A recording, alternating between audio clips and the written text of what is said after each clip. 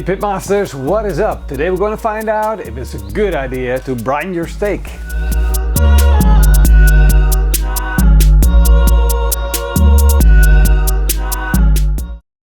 For this experiment I got this beautiful tri-tip. Look at that, gorgeous marbling. So let's take it out of the package. I want to take off some of the excess fat that's on the bottom.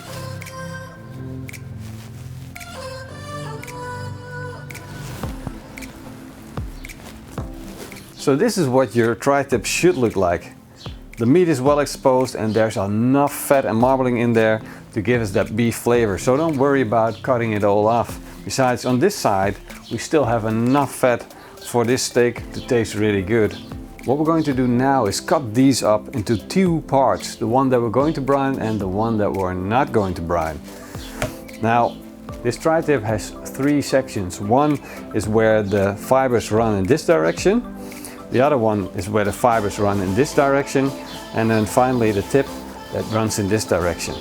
So what we'll do is we'll cut into here and to slice it up, separate that, and then again we'll separate this. And look at this, look at that crazy amount of marbling. That is insane, right? Absolutely gorgeous. Now we're also going to cut this part in half. And now we have a fair comparison.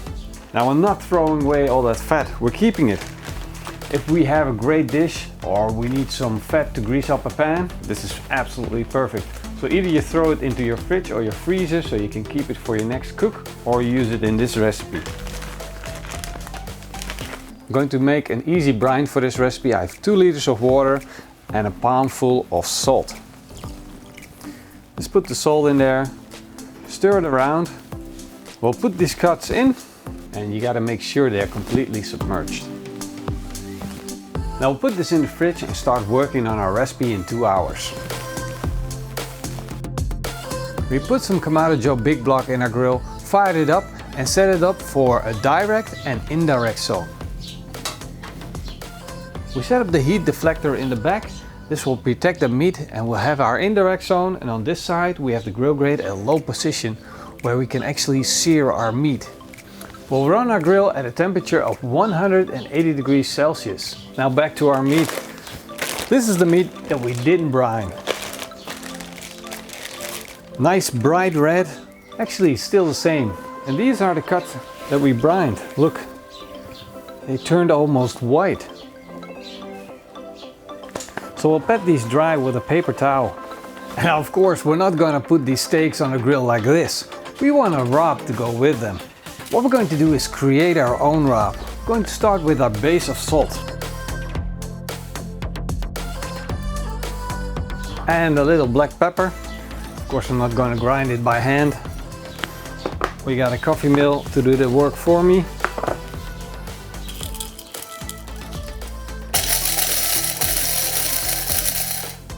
The amount of black pepper that I want is half the amount of salt that I got. Next I'm going to add a teaspoon of natural umami. I also want some lemon zest. And then some leaves of thyme. We'll strip the leaves of thyme off the stalks, and we don't want the stalks in our rub. Look how beautiful our rib turned out. Absolutely gorgeous. It's really coarse, so to make it stick, we need to put a little bit of olive oil on our steaks.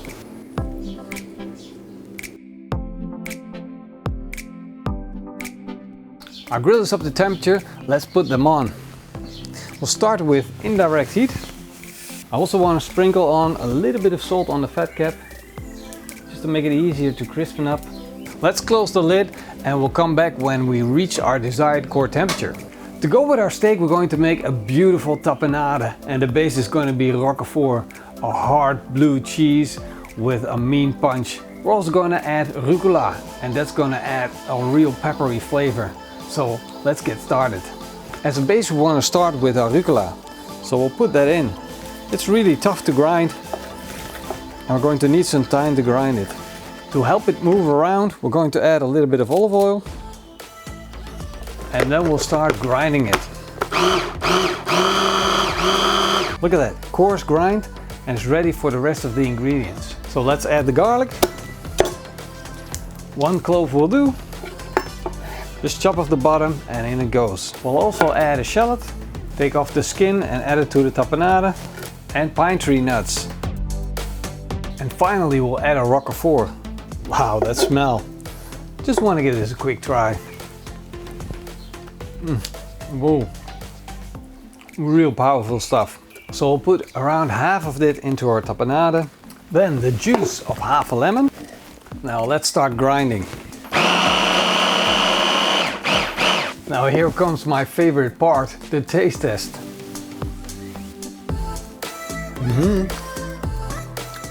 The rucola really has the upper hand. Even though there's roquefort in that, it's just adding creaminess. So let's check on our steaks. This one is not done yet. This is almost done. Oh, this is already done. And this one as well.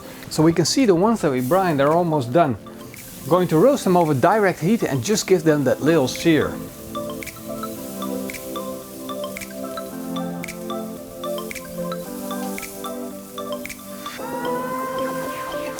Well, they're done. So I'm taking them off the grill. Here are the steaks that we didn't brine, and here are the steaks that we did brine. Now we gotta let them rest and wait before we can find out what they're really like. So we lost a lot more juice on the steaks that we brined than on the steaks that we didn't brine. So the juices from the brine steak even ran over to the other steaks. I'm cleaning that up with a paper towel right now. It's time to take a look inside these steaks. Let's start with the ones that we brined. Let's slice those up.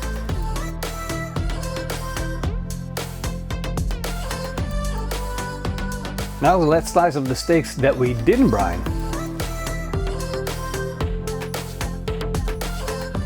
We can already see that there is a lot of difference between brined and not brined. For instance, the outside of the steak that we didn't brine crispened up a lot more. We also got a lot more color on the outside of the skin, and it looks to me like it's more juicy and more tender. But we gotta try it before we can say this is the case. Now we're taking a bite out of that. Juicy and tender, just like we would expect from a tri-tip. Now let's slice into the same cut that we did brine. It also looks juicy. Well, the brine steak is definitely not less juicy than the steak that we didn't brine, but there's one key thing missing, and that's the crunchy outside. We can definitely compare them. The brine steak is more salty, but it's lacking the crunchy outside that we get from the steak that we didn't brine.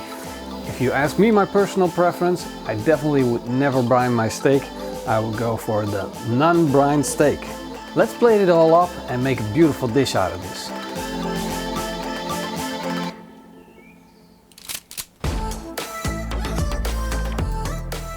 Well, let's do the final taste test. Can't wait to bite into this. Look at that. Juicy steak, roquefort and rucola sauce. Well, actually it's a tapenade, but you know, this will bring salt to the steak together with that rub. That is a really great combination. That is a salty tapenade and actually perfect for this steak. So we found out something about a steak that we might have always known. You shouldn't brine a steak. It doesn't help with getting that beautiful tasty crust on the outside. And salting it, well, we don't really need it. The tapenade is a different story. You definitely need this recipe in your life. Well, I hope you guys enjoyed this test/recipe video as much as I did. And if you did, leave me a big thumbs up and a comment down below. And a big thank you to all of our supporters. Now, if you're not a supporter yet and you want to become a supporter, hit that sponsor button down below or visit our Patreon page. The link is in the video description. See you guys next time. Until then, eet smakelijk and keep on grilling.